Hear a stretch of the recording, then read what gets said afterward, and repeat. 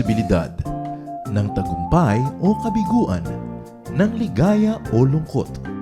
Kaya marapat lamang natanggapin si Jesus bilang tagapagligtas at Panginoon.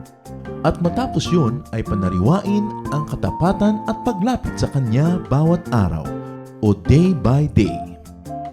Ang day by day ay naglalayong umalalay sa pang-araw-araw na pamumuhay. Narito po si Kuya Ed Lapis sa mensaheng pinamagatang Lovelessness equals nothingness.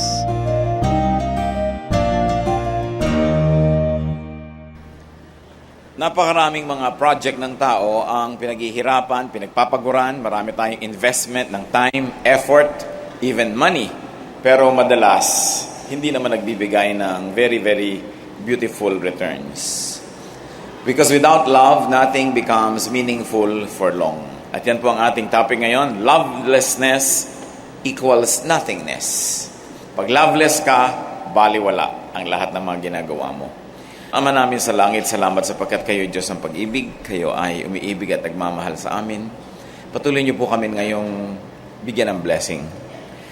Patawarin niyo kami sa mga kasalanan namin, palakasin niyo mga kahinaan namin, at bigyan niyo ko Lord kami ng kapasidad na magtuon ng pansin sa inyo. Enable us to focus our eyes on you so we may hear a very special and personal message. Each one of us may be enriched by your word. Turuan niyo kami Lord na mag-focus. Palakasin niyo aming katawan, patalinuhin niyo kami. Alisin niyo mga bagabag, suliranin, takot, mga inaalala namin. At iturong mo lang sa amin, Panginoon, ngayon na kami ay magdiwang sa iyong kabutihan at tanggapin ang mga pagtuturo niyo. Ituwid niyo ang liko, paliwanagin ang magulo, at nawa, Panginoon, turuan niyo kami na maging tulad ng iyong anak na si Jesus. Be our speaker, speak through your servant. In the name of Jesus, your Son, our Lord, we ask you. Lovelessness means nothingness. 1 Corinthians 13, 1-3. Ang 1 Corinthians 13 po isa sa mga pinaka-popular na chapter sa buong New Testament. If I speak in the tongues of men and of angels, but have not love, I am only a resounding gong or a clanging cymbal. If I have the gift of prophecy and can fathom all mysteries and all knowledge, and if I have a faith that can move mountains, but have not love, I am nothing. If I give all I possess to the poor and surrender my body to the flames, but have not love, I gain nothing. Pinag-uusapan po dito yung matatawag natin na the good way. Puro magagandang bagay ang binanggit dito, importante at karapat-dapat lang na gustuhin ng tao na magkaroon. Ang background ng 1 Corinthians 13 sa church po sa Corinth ay masyadong maraming gulo. There was a grave conflict with one another and there was a lot of competition with each other. Pinaglalaban-laban ng mga miyembro yung iba't ibang spiritual gifts ng iba't ibang mga miyembro din doon, kaya nagpapaligsahan, nagpapagalingan, samantalang ang pinag-aaway-away nila ay puro magaganda at mahuhusay na bagay. They were pitting one spiritual gift and giftedness and ministry against others. These good ways included speaking in tongues. Isa yan sa mga pinag-usapan, the gift of speaking in tongues, the gift of prophecy, pagtuturo, pangangaral. Faith is also a wonderful gift that was mentioned. Charity or kindness or giving, and even self-sacrifice.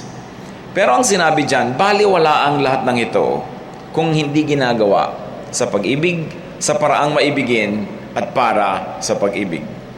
What was the problem with the good way? The problem, at least, in the context of the Corinthians, was lovelessness. It was being done without love. So meron dyan ng mga nagsasalita, magaling magsalita, pero walang love.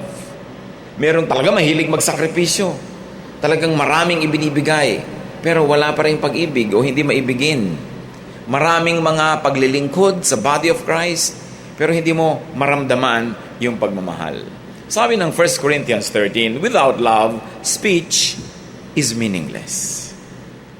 Giftedness in tongues will just be sound, not music. 1 Corinthians 13:1, if I speak in the tongues of men and of angels, but have not love, I'm only a resounding gong or a clanging cymbal. Kahit pa daw mga salita ng tao o mga anghel ang inyong wikain, kung walang pag-ibig, para lang kayong maingay na instrumento na walang katuturan. Because godly speech loves, corrects, and godly speech instructs, encourages, soothes. Yun ang ginagawa ng mga salita ng maka-Diyos at salitang galing sa Diyos. Nagtuturo, nagpapalakas ng loob, nagpapagaling ng sakit, nagpapadali ng mahirap, nagpapagaan ng loob, nagpapaluwag ng dibdib. Godly speech heals, enriches, and uplifts. Pagka nagsasalita ay galing sa Diyos, ang sinasabi maka-Diyos, dapat nakakapagpagaling ng mga sugat. Nagpapayaman ng pagkatao at damdamin at nagpapataas ng antas ng pagkatao at pagiging maka-Diyos. Yun daw ang saysay ng pagsasalita, ng giftedness in speech. Now, of course, the original context of this giftedness is to be able to speak in languages unknown to other people, languages you never learned through a school or through a normal process, but nevertheless you can speak it. It's a gift of tongues, gift of speaking in tongues. But this giftedness in language might as well be stretched to being able to pronounce well, to say things well, to being very accurate or articulate.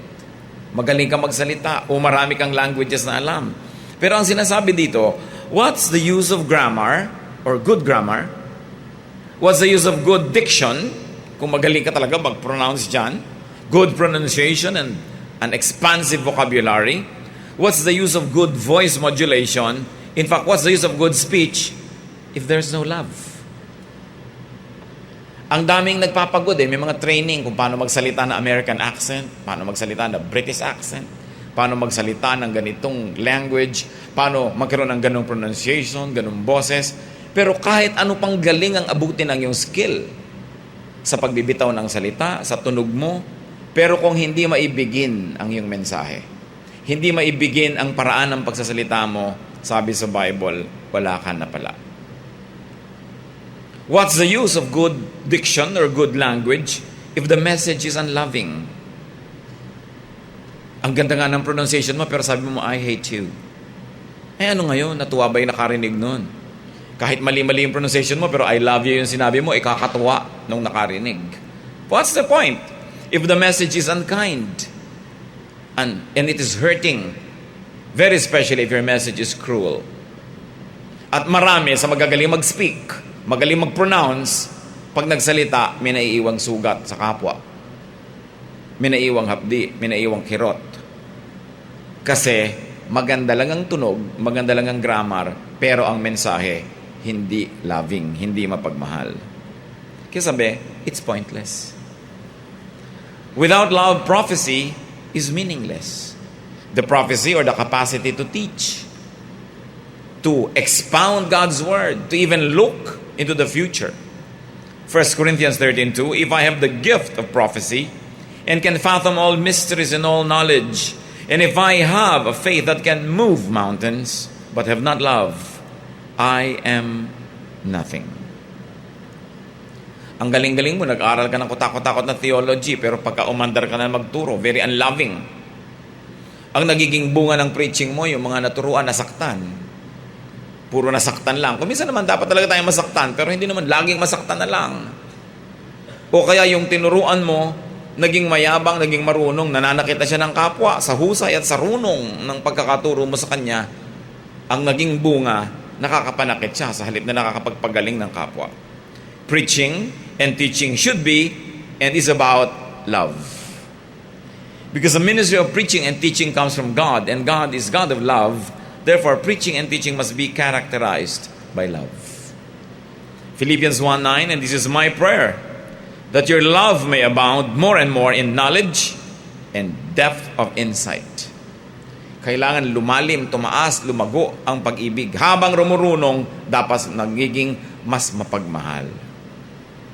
At walang kahulugan ng magaling na turo, ang ending hindi naman naging loving yung tinuruan o yung tinuruan hindi nakatanggap ng love. Because teaching is and should be in love and should be for love. What are you doing it for? For love.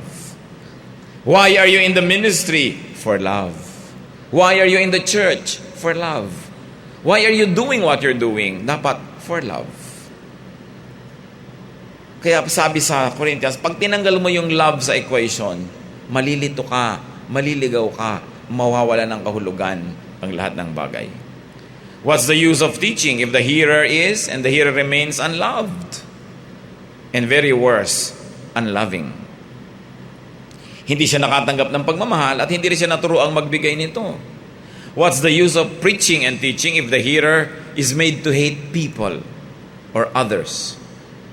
If they are made to hate their brothers and teachers in the Lord that have different beliefs or scholarship.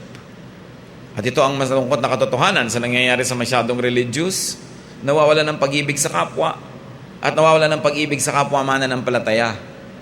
Ang natitira, ang lumulutang ay pamimintas, pagko-compare, paninira, hindi pag-ibig. Sabi ng 1 Corinthians, what's the point? Ba't ka pa nagsayang ng pagod? The common notion of people is that I know, therefore I am something. May alam ako, marunong ako, kung ganon, somebody ako. Pero sabi ng 1 Corinthians 13:2, even if you knew, but if you have no love, you are nothing. Graduate ka, wala kang love, baliwala. Pumasa ka sa board, sa bar, kung ano ang exam, hindi ka loving, baliwala. Kasi anin mo talaga yun. Magiging para lang sa'yo, para lang sa sarili mo, baliwala. Kahit sa religious circles, binibigyan sobra ng importansya ng marami. Doctrine, pinagdidiin-diin na nila yan. Doctrine, teaching. And sometimes it causes people and gives a license to the religious to be self-righteous and judgmental, to be separatists and unloving. Yun ang nagiging bunga ng karunungan, nagiging kahambugan. Ang sinasabi ng 1 Corinthians 13, love. Dapat love lang talaga. Love ang pinakamahalaga. To go on, without love, faith is nothing. Isipin nyo, marami nang pinapawalang halaga, pati faith. Samantalang faith moves mountains, faith is everything. Pero sabi ng 1 Corinthians 13:2, if I have faith, a faith that can move mountains, but have not love, still, I am nothing. And the logic is, what will you use faith for? If your faith can move mountains, what will you move mountains for if it's not for love? Magiging makasarili lang yun, magiging para lang sa sarili. Without love, charity, or giving to the needy, or love is pointless. Love for the needy. 1 Corinthians 13:3, if I give all I possess to the poor, but have not love, I gain nothing. So kahit ka pala charitable, palabigay, pero hindi nanggagaling sa puso yung pag-ibig, wala pa rin ba kwenta sa Diyos yun? Without love, many things become meaningless. Giving without love gains nothing for the giver. Pag nagbibigay tayo at hindi sa pag-ibig o hindi maibigin, baliwala. For instance, giving for show. Kaya maraming mga politicians bigay ng bigay sa mahihirap, naaawa, nagbibigay ng mga kung ano-ano, nililitratuhan, hindi rin naman natatouch yung mahirap. So, binobola lang naman tayo niyan. So dahil kunwari, mahal tayo, kunwari naman, iboboto natin siya. Wala rin, because it's only for show. Not all, ha? Pero alam ng mga taong, for show lang yan. Lahat ng batang uhugin, inahalikan mo pag eleksyon. Pagkatapos pagka naupo ka na sa pwesto, lahat ng tao sa kalye, hinahawi ng mga wang mo. Yun ba yung love? Alam ng mga tao, fake yun. It will not gain anything. Giving, mechanically, for instance, out of duty. At dito, gusto kong pansinin natin, marami sa atin, hindi napapansin, na apektuhan tayo nito. Nagbibigay ka dahil nanay ka, tatay ka, parang may duty ka na magpaaral, magbigay ng pang-enroll, baon, pero hindi na loving yung pagbibigay mo. Nagbigay ka pa, pero konti lang appreciation nung tumatanggap. Ate ka, kuya ka, may pinapaaral ka, may binibigyan ka ng sustento, pero hinahagis mo sa mukha niya, inis pa ang nakatanim sa puso nun. Nakangiti lang sa'yo habang binibigyan mo, pero sabi niya, balang araw, babangon ako, tuturugin kita. Gaganti rin sa'yo, luluhod ang mga tala. Kasi, hindi loving eh. Kaya ang lesson mga kapatid, nagbibigay na rin lang kayo, dagdagan nyo na ng talagang pagmamahal. O kaya kung nagmamahal talaga kayo, ipakita nyo. Kasi nagmamahal kayo pero nagbibigay kayo pero ayaw nyo ipahalata yung pagmamahal nyo, ayaw nyo express, hindi pa rin ganun ang reading ng tumatanggap. Tinatanggap lang kasi kailangan, wala siyang choice. Pero wala pa rin isusukli sa inyong pag-ibig. Giving for show, giving mechanically, and giving unwillingly, all gain nothing. Kaya pati sa ating mga donations, sa ating mga tithes, offerings, anong sabi sa Bible? Give cheerfully, not grudgingly. Kasi binabaliwala din ng Diyos, binigay mo pa, masama loob mo. Kailangan, buong puso, masaya ang pagbibigay. Nagbibigay ka nga ng masarap na ulam pero nakasimangot ka, baliwala. Niregaluhan mo nga ng magandang damit pero ang pag-aabot mo naman, hindi matsaya, hindi matamis, nababawasan yung halaga. Proverbs 25:24, better to live on a corner of the roof than share a house with a quarrelsome wife. Nakita nyo, pag wala yung pag-ibig, kahit alaan na lang tumirang sulok-sulok, mabuti pa. Kaysa nandun ka nga sa kwarto, ang ganda-ganda ng kama, pero ang kasama mo, kaaway mo, baliwala. Napapansin nyo ba kung paano nababaliwala ang masarap na pagkain pagka hindi maganda yung kwentuhan? Pagka hindi maganda yung biruan o samahan o usapan sa hapagkainan? Kung paano nababaliwala ang isang mahalagang bakasyon o pasyal o picnic kung yung mga magkasama hindi magkasundo, hindi sila sweet? Sayang. Ang dami-daming perang nasasayang sa mga nagbabakasyon, nagpapasyal, nagpipiknik, tapos hindi nagpapansinan o kaya mag-aaway palalo. Sayang. Maraming nasasayang na pagod pag hindi sinamahan ng pag-ibig. Ngayon, ang mga tao nung araw mahilig mag-self-sacrifice. May mga tumatalon pa sa apoy bilang alay na buhay kung kanino mang sinasamba. Pero sabi sa 1 Corinthians, even self-sacrifice, even bodily deprivation gains nothing. At yung pinaka-extreme, sabi sa 1 Corinthians 13:3, if I surrender my body to the flames, but have not love, I gain nothing.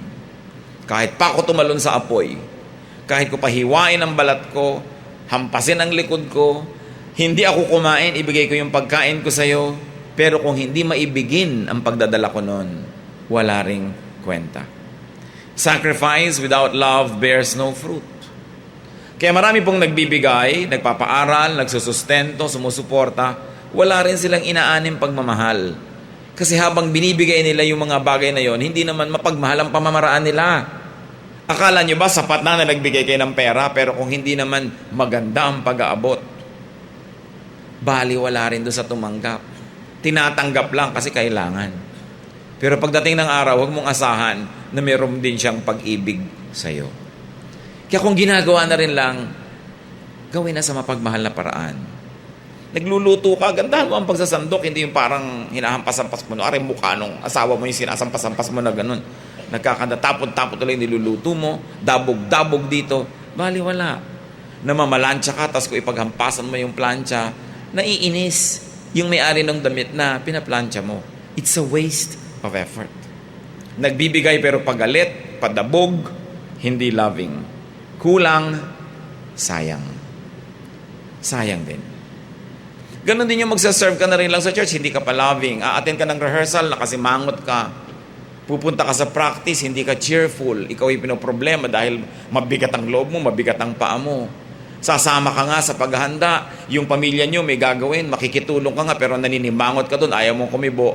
Sayang yung presence mo. Nandun ka na rin lang, ba't hindi mo nalang gawing ngiti? Hindi mo nalang gawing sweet, hindi mo gawing nice. Nakakainisan ka patuloy habang naglilingkod ka pa nga. It's very ironic. If we take a look again at 1 Corinthians, we can see the usual handicap of the gifted. Sino yung mga binabagit nating gifted dito? The speakers, the prophets, the knowledgeable, the faithful, the givers, those who sacrifice themselves. 1 Corinthians 13:9-12. Ito daw ang problema sa mga gifted people na ito. For we know in part, and we prophesy in part. But when perfection comes, the imperfect disappears. So sabi, konti lang naman ang alam natin eh. Kung nagtuturo man tayo, konti lang alam natin. Hindi natin maituro talaga lahat at buo. Ngayon, ang problema dyan, pag dumating na yung perfect, baliwala ka na. Kung dumating na yung Diyos, hindi na kailangan ng ministry mo. O kaya, nagtuturo ka pero rumunong na yung tinuturuan mo, hindi ka na niya kailangan, kakalimutan ka na niya.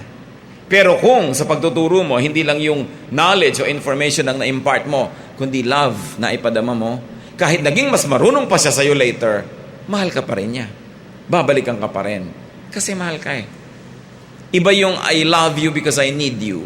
At iba yung I need you because I love you. Kung minsan lilibang tayo, gusto natin, we are loved because we are needed. What happens if you are not needed anymore? Goodbye. But if you are needed because you are loved, lagi kang uso. Hindi ka mawawala. Sa listahan ng mga tao, lagi kang nasa puso nila. When the perfect comes, only love remains. All others will go away. Verse 11. When I was a child, I talked like a child. I thought like a child. I reasoned like a child. When I became a man, I put childish ways behind me. Mga sinasabi dito, ang lahat nakakalakhan, nalalampasan. We outgrow nearly everything. But can you outgrow love? Kaya sabi, kung gusto nyo na hindi kayo malampasan, hindi kayo ma-outgrow, hindi kayo mawala sa uso, be loving. Verse 12, now we see but a poor reflection as in a mirror. Then we shall see face to face. Now I know in part, and I shall know fully, even as I have been fully understood. Ang alam daw ng tao, para lang naaaninag niya sa salamin. Yung salamin ng araw, mga copper plates na pinapakintab lang. Kaya nagre-reflect pero hindi masyadong clear. Hindi yung katulad ng salamin ngayon. Meron pang pati skin pores mo kita. Ibang mirror ang pinag-uusapan noon. Sabi, malabo lang ang nakikita natin. Pag dumunong tayo, lalong baliwala na yung mirror na yun. So, marami tayong na-outgrow. Nagiging irrelevant ang mga tao. Skills nila nagiging irrelevant. Lalo kung may bagong technology. But love will always be relevant. Sasabi, matuto kayo. Yes, mahalaga yung mga gifts. Mahalaga yung mga skills. It's good to be needed. But it's better to be loved. Kung minsan nga, hindi na ikaw yung kailangan, pero tinutulungan ka pa rin. Kasi mahal ka eh. Kaya ang goal dapat ng tao yung maging pagmahal at siya'y mamahal din. Hindi makatakutan, hindi hangaan, hindi hangarin. Kasi kahit hinahangad ka, ang ganda-ganda mo, ang gwapo-gwapo mo, hangad na hangad sa'yo. Usually, pag nakuha ka na, baliwala ka na rin eh. Pero kung mahal ka, kahit ka pa nasalanta ng iba, nagkagiba-giba ka dyan, minamahal ka pa rin. Kasi mahal ka. Sabi ng Corinthians, huwag kayong magsayang ng panahon at buhay. Lahat ng ginagawa nyo, do it in love, do it with love. It will always have permanent fruits. Why? The gifted people, they know and they prophesy only in part. They will become irrelevant. They will disappear when the perfect comes. Gifted people can be childlike and childish sa kanilang mga pamamaraan. Or their gifts and ministrations could be like toys for children. Children will grow and outgrow the toys. When you're good at knowledge and skills and ministries, it is good to be better in love. Bakit daw? 1 Corinthians 13, 8 to 13. Love never fails. But where there are prophecies, they will cease. Where there are tongues, they will be stilled. Where there is knowledge, it will pass away. For we know in part and we prophesy in part. But when perfection comes, the imperfect disappears. When I was a child, I talked like a child, I thought like a child, I reasoned like a child. When I became a man, I put childish ways behind me. So the handicap of the gifted, they see only a poor reflection of God, and they see only a part of truth. So magiging baliwala yun pag dumami na ang alam nung tinuturuan nila. The power of love makes all the difference. Love makes all the difference. Kaya sabi sa Proverbs 15:17, better a meal of vegetables where there is love than a fattened calf with hatred. Yung vegetables ng araw associated with the diet of the poor. At yung mga karne, mga matatabang mga baka at mga kambing at kung ano-ano pa na iniihaw, nililitsyon, associated with the diet of the rich. Ang sinasabi dito, mabuti na kumakain tayo ng pagkain ng mahirap, pero masaya tayo. Pero kumakain tayo ng pagkain ng mayaman, pero nag-iinisan at nagkakagalit naman tayo. Kung kumakain ka na ng pagkain ng mayaman at nagmamahalan pa kayo, yun ang doble blessing. Hindi naman masama yung fattened calf. Sinasabi lang na mas mahalaga kung anong namamagitan doon sa mga nagsasalo-salo kesa kung ano ang pinagsasalo-saluhan. Binibigyan natin dapat ng halaga yung ating pakikipagkapwa, yung relasyon natin doon sa mga nakakasama natin sa mesa. Meron naman magluluto, pagkatapos bunganga ng bunganga. Wala nang ginawa kundi magnag. Pag kumakain na yung mga kakain, ayan kayo mga batugan, hindi kayo marunong magluto, hindi kayo marunong tumulong, bla bla bla bla bla bla. Naging bayani nga siya, natalsikan pa ng mantika, nabanlian, nadaganan ng kalan, nasunog ang buhok, nawala ng kilay, pero inis pa rin ang kanyang mga kasama kasi walang love. Pero pwede ka ba magluto at magpakahirap ng walang love? Sigurado meron. So saan tayo nagkukulang? Sa pagpapakita. Sa pagpaparamdam na nagmamahal tayo. Sasabihin nyo, understood na yon. Hindi. Pag nag-interview kayo ng maraming tao, young person, young adult or adult, napakarami ang reklamo sa buhay, hindi nila naramdaman na minahal sila nung maliliit pa sila. Marami yon. Mas konti yung, ay, ang saya-saya ng childhood ko, talagang umaapaw kami sa pag-ibig. Karamihan ng reklamo, there was not enough love. Pag narinig ng mga magulang sasabog ang luha, yung mga anak ko, ganyan pa ang sinasabi. Nagpakahirap na nga kami, nag-Saudi kami, nagganito, nagganyan. Nagtrabaho, lagi kaming pagod. Tapos, ang akala pa rin nila, hindi namin sila mahal. Kasi yung bata, ang ina-associate niya yung pagmamahal, availability mo . Pagtanda lang niya marirealize na ang pagmamahal pala kuminsan is expressed in absence because you sacrifice for the sake of the children. But will that be understood by children? Kaya dapat ipadama, ipakita. Mga mag-asawa na nagmamahalan pero kung hindi pa naghihingalo o malamig na bangkay, hindi pa masabing I love you o mahal kita. Para naman kung sinong mga poon na hindi na makapagsabi ng I love you. Mabuti nga ngayon, many husbands have learned to say this more often. Nung araw, ang mga tatay para mga poon na nasa dambana, hindi makakapagsabi ng I love you sa asawa, lalo sa anak. Para bang napakalaking krimen, pero napakadali magmura. So, pinag-aaral mo man si anak, ibinibili mo ng pang-repair yung bubong para huwag siyang maulanan, hindi niya alam na mahal mo siya hanggang hindi mo talaga ipinaparamdam. Hindi yan understood. Kahit sa mga magkakaibigan, magkasintahan, usually lugi yung isa, dahil siya na lang ang nagmamahal, siya na lang nag-e-express, siya na lang ang nagpapahiwatig, siya na lang ang paramdam ng paramdam. Siya pa ang nagpapadala ng load para lang siya matextan. Yung isa naman, baliwala lang. Tahimik lang yung buhay niya, unfair. Pero sabi niya, hindi, mahal naman kita . Kailan mo sasabihin pag wala na? Kasi nauubos na. Nauubos din kasi yung pag-ibig . Pag hindi mo dinidilig. Pagka hindi mo inaalagaan, nauubos siya. So, kailangan, hindi lang tayo may skill, may talent, may paglilingkod, may pagtitiis, may sakripisyo. Kailangan malinaw na nagmamahal tayo. Love never fails, sabi sa Corinthians. In fact, Proverbs 10:12 says, love covers over all wrongs. Pag mapagmahal ang tao, napapatawad mo rin yung mga mali niya. At ikaw na nagmamahal, pinapatawad mo yung mali ng minamahal mo, patawaran.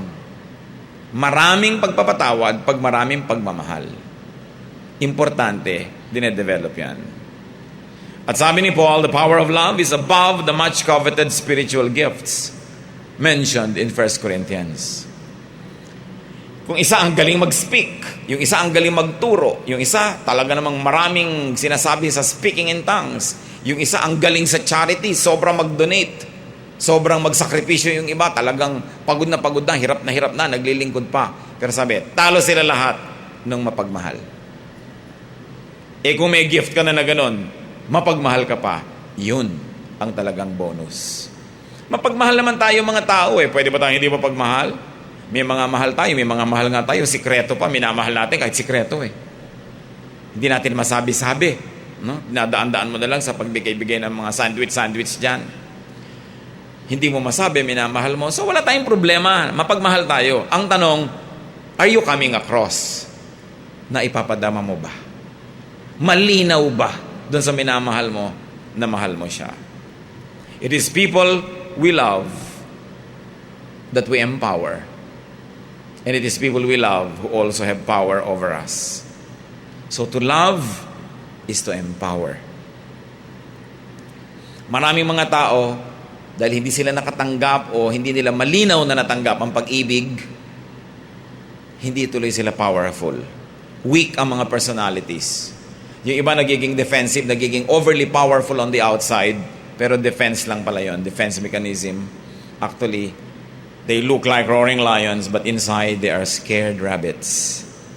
Because love has not given them balance. The truly powerful are those who are loved. Sino ang magsusurvive ng maraming malulungkot na araw? Yung tumanggap ng maraming pag-ibig. Sino ang magsusurvive ng maraming hirap? Yung inibig at minahal. Anong relasyon ang magtatagal? Titibay kahit anong hirap ang danasin, yung relasyon na dinidilig ng pag-ibig. Lalo sa mag-asawa, mag-ina, mag-ama, magkaibigan, yung nagmamahalan talaga, yan ang makakalampas sa maraming pagsubok. So be lovable. Makinig tayo mga kapatid sa inirereklamo ng kapwa natin laban sa atin. Hindi sapat na makapagbigay tayo ng magandang katwiran kung bakit tayo masungit. Hindi sapat na magbigay tayo ng magandang dahilan kung bakit tayo kuripot, kung bakit tayo hindi palangiti. Hindi sapat na na-explain natin eloquently kung bakit hindi tayo umaattend ng mga family events, reunions, mga libing, mga patay, lamay. Hindi sapat kahit gaano mo kagandang magpaliwanag kung hindi nadama na nagmahal ka. So it's important to be very lovable and to be loving at the same time. Because real love and real power is in love and in loving. Very importantly, especially that we are people of God, love. And more than being admirable, more than being desirable, be lovable. Kung minsan magtataka ka, ang gandang babae, ang gandang lalaki, iniwan pa rin ang asawa. Hindi naman nadadaan sa ganda yan kasi ang ganda sa simula lang. Hindi niyan kaya mag-sustain ng relasyon. Kailangan magandang kalooban, maganda ang puso. Yun ang nagtatagal. Because love remains. And it is only love that remains. If you do not love, you are nothing. Kahit ka maraming pera, kahit ka maganda, kahit ka matalino, marami kang award, if you do not love, the Bible says, you are nothing and you gain nothing. Ang tanong at hamon mga kapatid, gaano karaming oras, talino, hirap, pera, ang sinasayang natin dahil ginugugol natin pero walang malinaw na kakambal na pagmamahal. Sayang. If you love, show it. Make it felt. Ipadama. Kung makikinig kayo sa maraming counseling, lalong-lalo sa couples, ang daming other half, they feel underloved or unloved. Pakiramdam nila, hindi sila appreciated, hindi sila minamahal. Pag tinanong mo naman yung kabiyak, sabihin, hindi, mahal na mahal ko po. Ba't ang reklamo, hindi mo daw mahal? So, hindi mo na ipapadama. Pag din kayo nag-survey ng maraming mga kabataan ngayon, yan din ang hinaing nila. They don't feel loved enough by their parents. And interestingly, parents also feel that they are not loved enough by their children. So anong problema natin? Yung pagpapahayag, yung pagpapadama. Kailangan yun ang ating pagsikapang mabuti. Aming Diyos, kami po ay nagpapasuri sa inyo. Salamat na lang merong pag-ibig. We thank you, Lord, that you have created us out of your love and you have created us to be loving creatures, ready to love, wanting to be loved. Ang ituro mo sa amin, Lord, kung paano mas magiging mahusay kami magpahayag nito. Na hindi ito dinadaan sa mga skills, kundi dinadaan sa puso talaga. Sa pananahimik namin sa harapan nyo, ipakita nyo kung meron kaming pagkukulang ng pagpapahayag ng pag-ibig. O kaya talagang kulang kami sa pag-ibig. Hipuin yung puso namin at matututunan namin na maging mapagmahal. Ituro mo rin sa amin, Panginoon, kung meron kaming mga pagkukulang sa pagmamahal sa mga nasa paligid namin. Ituro mo rin sa amin kung may mga nagmamahal sa amin na ang pagkukulang naman namin, di namin nasusuklian, that we are not able to love back, that we just receive and not give. Teach us to have balance, especially in area of love. Magbulay-bulay tayo mga kapatid. Napakahalaga na ang mga bagay na ito ating ipamuhay. Hindi nyo kumisan alam, mahalagang tao sa buhay nyo.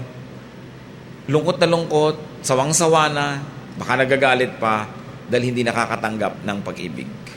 Mag-isip-isip tayo kung tayo ba magaling sa departamentong yan.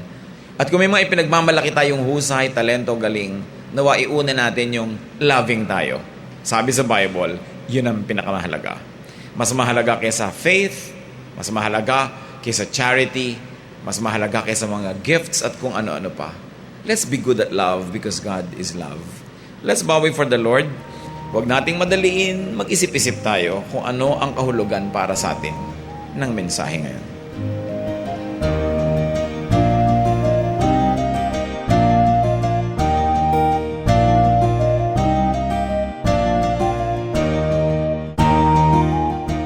Ang katatapos pong mensahe ni Kuya Ed Lapid ay pinamagatang Lovelessness equals nothingness.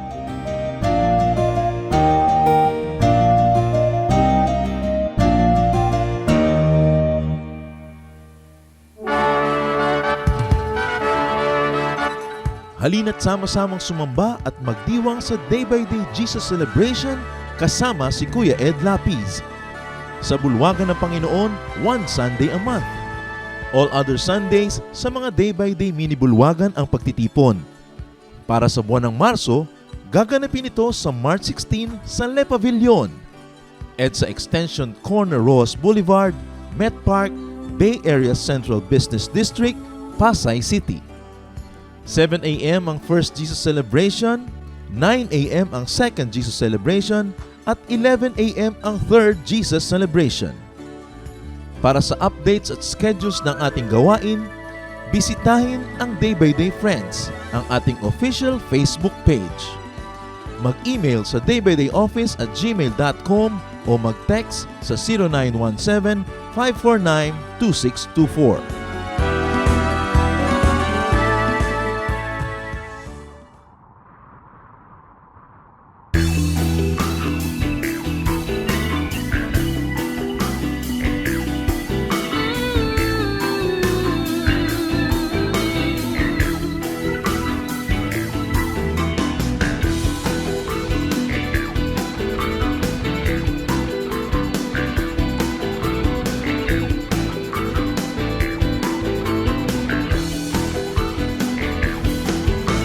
Ako'y may katiyakan, walang pag-aalinlangan, sa Kanya na nangako, hindi ka mabibigo. Tunay siyang maaasahan, noon, ngayon at kailanman. Siya ang Alpha at Omega, walang hanggan.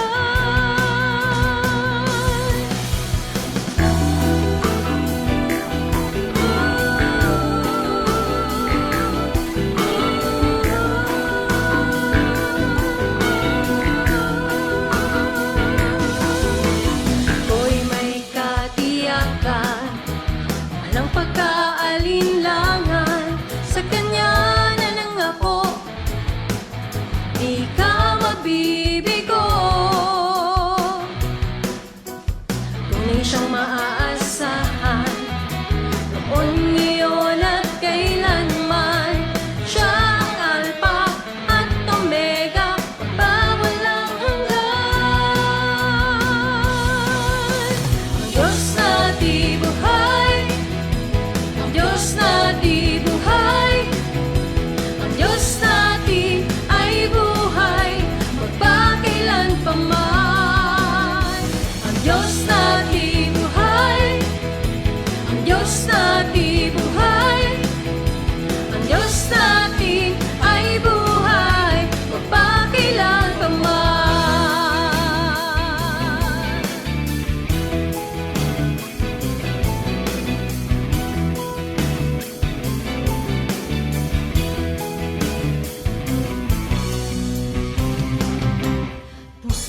kapayapaan sa gitna man ng kapighatian, pagkat siya ang kasama, ako'y di mangangamba.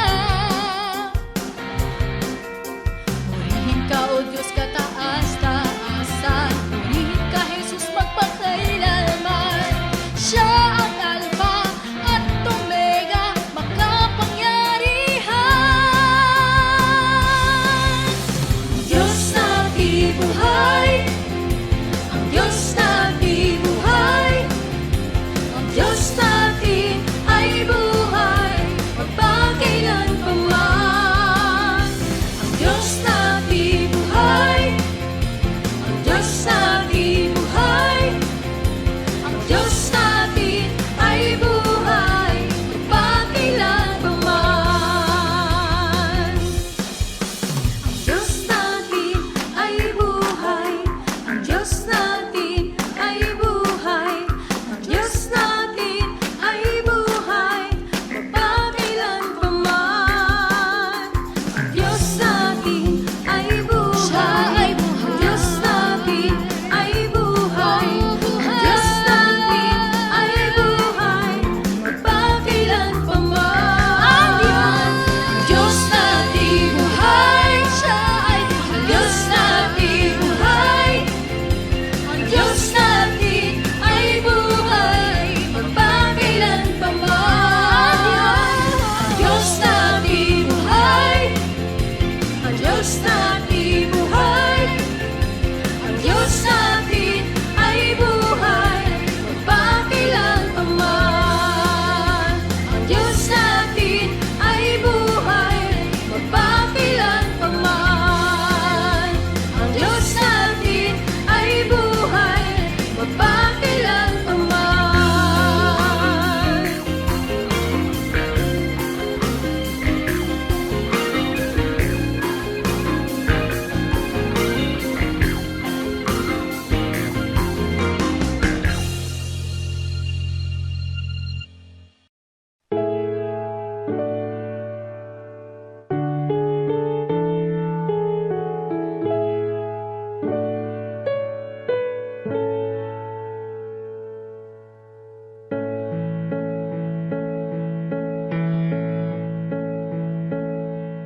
Kung aking marinig, banayad mong tinig, paligid may dilim, sa pag-asa'y hitik. At kung sa panahon ba ng kasiyahan, walang pagkalimot, dalay pasalamat. Alay ko ay papuri, damhin mo pagsamba, ang pag-ibig mo sa'kin walang hanggan.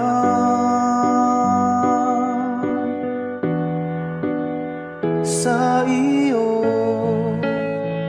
kabutihan, buhay ay nakamtan.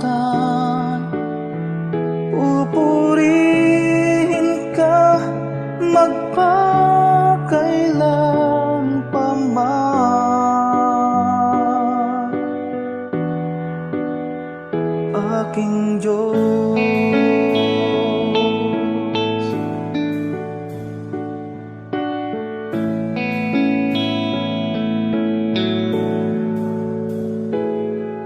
At kung magkaminsan di ka maramdaman, sa puso ko'y tiyak ika'y naririyan.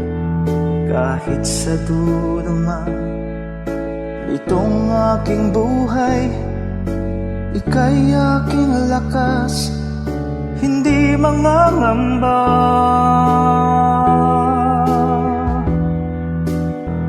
Alay ko ay papuri, damhin mo pagsamba, ang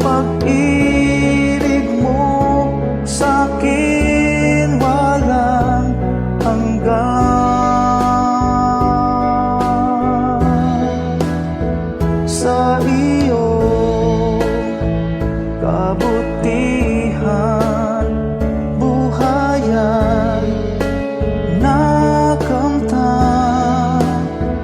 Pupurihin ka magpakailan pa man,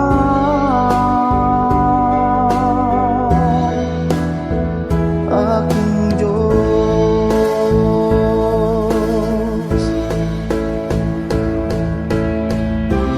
Bawat yugto sa aking buhay,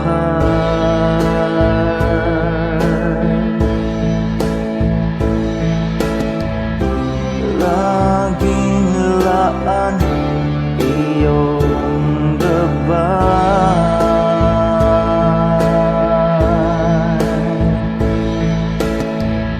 Sa piling mo may tagumpay.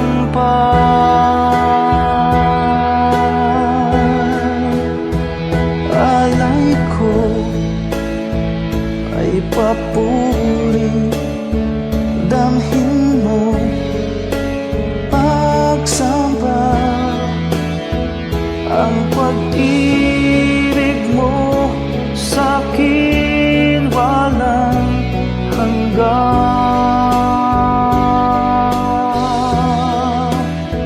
Sa iyong kabutihan, buhayan nakamtan. Pupurihin ka magpakailan pa man,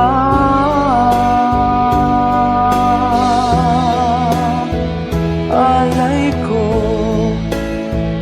ay papuri, damhin mo pagsamba. Ang pag-ibig mo sa'kin walang hanggan.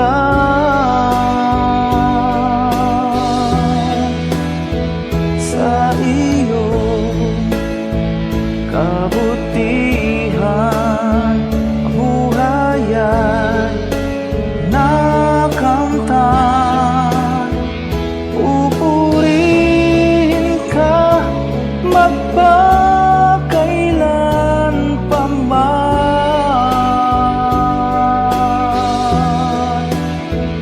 aking Diyos,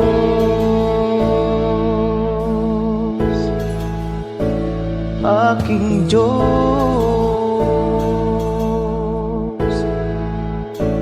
aking Diyos.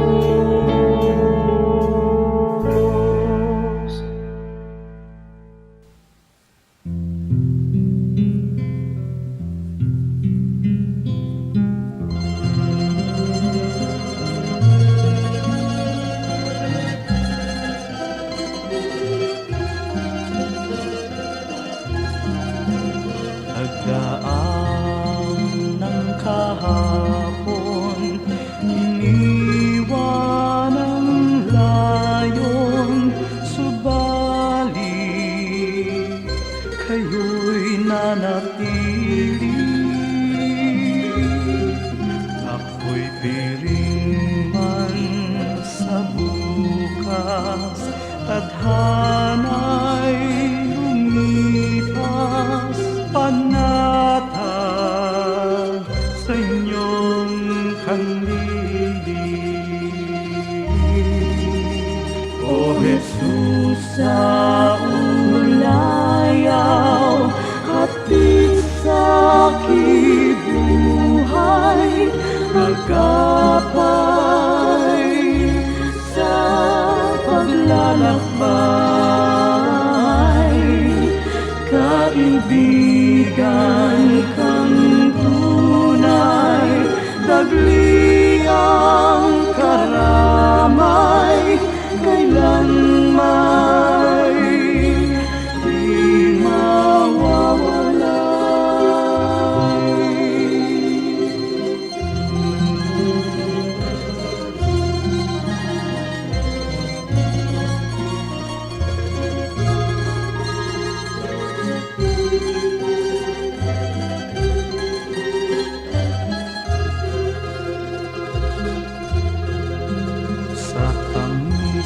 ng iyong higa, masakit at hirap, sadyang hindi mananaig.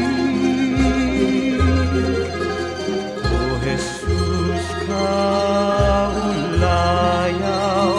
gawin pang malinaw sa akin ang iyong pag-ibig. O Jesus, sa ulayaw, hatid sa aking buhay, agapay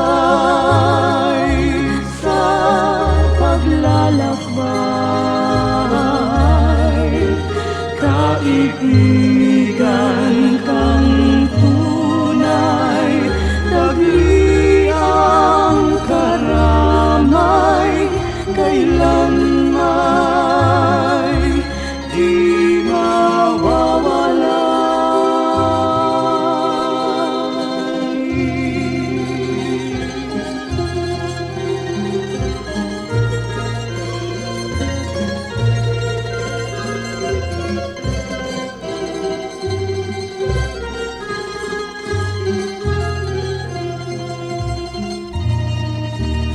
O Jesus, sa ulayaw, hatid sa aking buhay, sa tuwin ay lunas ka sa aking lumbay, sa pag-ibig niyong alay, nasa daldalisay ang puso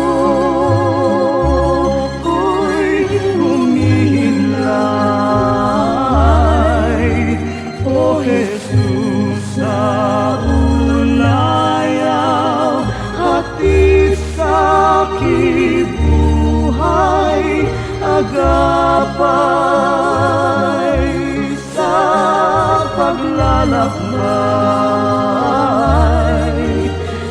Kaibigan kang tunay, dagli ang karamay, kailanman di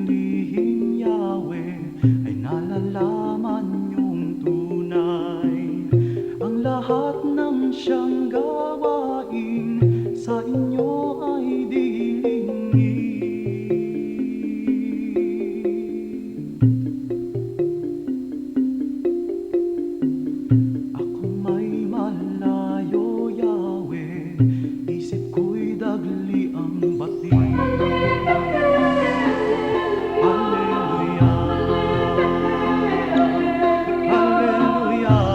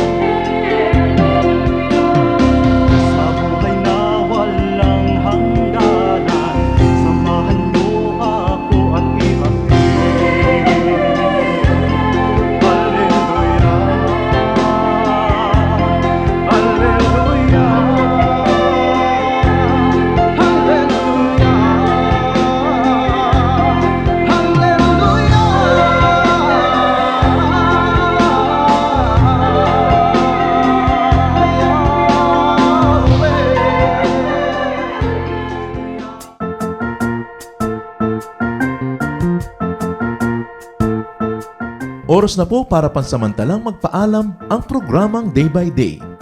Tayo po'y magsama-sama tuwing ika-6 hanggang ika-7 ng umaga, araw-araw. Magandang umaga po at mabuhay ang Panginoong Hesus!